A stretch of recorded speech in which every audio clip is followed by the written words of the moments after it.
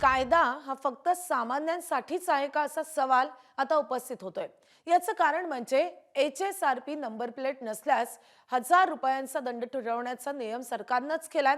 पण त्याच सरकारमधील नेते, विरोधी पक्षातील नेते आणि त्यासोबतच मंत्र्यांच्या गाड्यांवरच HSRP प्लेटच नाहीये। प्रश्न हा फक्त नंबर प्लेटचा नाहीये, तर कायद्याच्या विश्वासार्हतेचा आहे। छत्रपती संभाजीनगरात मंत्री संजय शिरसाट यांच्या निवासस्थानी उभे असलेल्या वाहनांवर HSRP प्लेट दिसली नाही। विरोधी पक्षनेते अंबादास दानवे यांच्या वाहनावरही ती दिसली नव्हती। तर 2 दिवसांपूर्वी मंत्री उदय सामंत यांच्या दौऱ्यासाठी वापरण्यात आलेल्या खासदार संदीपान भुमरे यांच्या वाहनावरही तोच प्रकार दिसून आलाय। दरम्यान या संदर्भात मंत्री संजय शिरसाट यांच्याशी बातचीत केलेली आहे आमच्या प्रतिनिधींनी, आपण पाहूयात।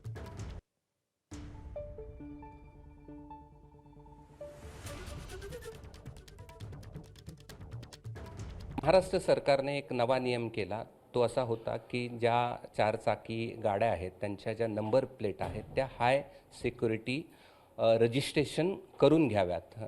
पण अनेक जणांच्या त्या गाड्या तशा नाही आहेत। पालकमंत्री आहेत संभाजीनगरचे, त्यांच्या पण नाही आहेत। पहिला प्रश्न असा आहे की कायदा सगळ्यांना समान आहे का? निश्चित समान आहे। बरं। आणि तुम्ही जो काही प्रश्न विचारला आहे तो निश्चित मी त्याच्याकडे लक्ष दिलं नव्हतं, पण मी देईल जरूर। सरकारचे जे काही नियम आहेत ते नियम पाळणं हे लोकप्रतिनिधीपासूनच सुरू झालं पाहिजे। तुम्ही कराल ते इतर त्याचा फॉलो करतील, म्हणून तुम्ही मला दाखवलं त्याबद्दल तुमचे आभार। आणि हे निश्चित हाय सिक्युरिटी प्लेट माझ्या गाडीवर तुम्हाला पाहायला मिळेल।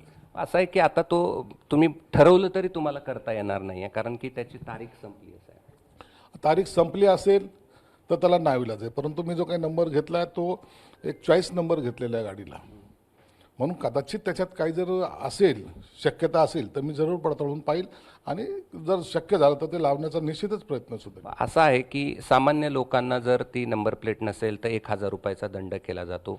ज्या पोलिसांनी दंड करायचा असतो त्याच पोलीस तुम्हाला सिक्युरिटीमध्ये घेऊन जातात। आता 1000 रुपये बघा, प्रश्न असा आहे की मला आता ते मी हे ॲक्सेप्ट केलेलं की माझ्याकडून झालेली चूक आहे।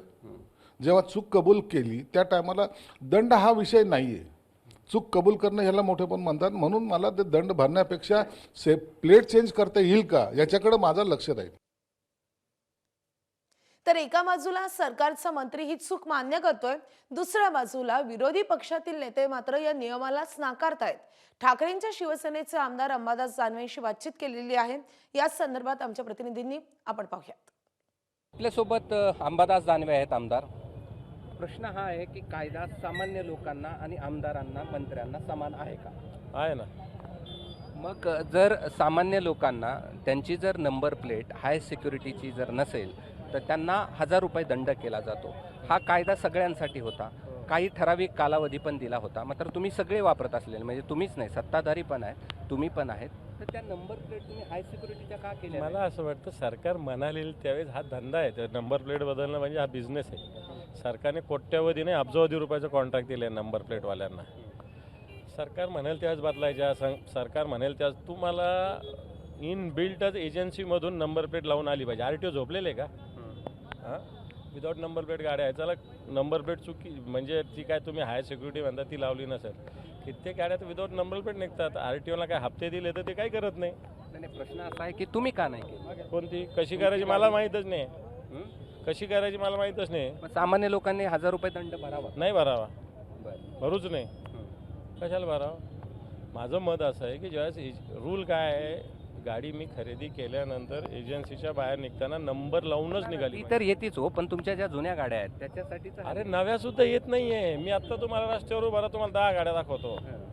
त्याच्यामुळं बदललं पाहिजे, पण त्याची काही सूचना, काही नोटीस, कोणीतरी पत्र पाठवलं पाहिजे, कोणीतरी घरी आलं पाहिजे।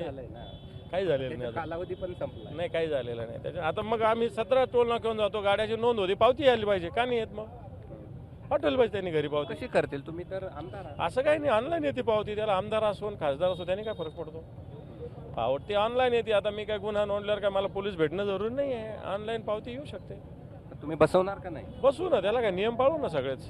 आता वेळ तर संपला, बऱ्याच गोष्टी संपत असतात, ज्यावेळेस सारखीतला RTO त्याच बसून टाकू। तुम्हाला 1000 रुपये दंड केला तर भरणार? हा, भरून टाकेल। हे होते अंबादास दानवे आणि त्यांची गाडी नव्या नियमानुसार नंबर प्लेट नाही त्यांच्यावरची त्यांची ही प्रतिक्रिया होती. मी कृष्णा केंडे, ABP माझा, छत्रपती संभाजीनगर. या सगळ्या प्रकारावरून एक गोष्ट समोर येते, ती म्हणजे जर कायदा पाळायचाच नसेल तर तो केलाच कशासाठी आहे, आणि जर कायदा सर्वांसाठी समान असेल तर कारवाईवरही सगळ्यांवरच ही कारवाई झाली पाहिजे. आज पोलिसांकडे सामान्य नागरिकाची गाडी थांबवण्याचं धाडस आहे, पण मंत्र्यांची किंवा मोठ्या नेत्यांची गाडी थांबवण्याचं धाडस आहे का?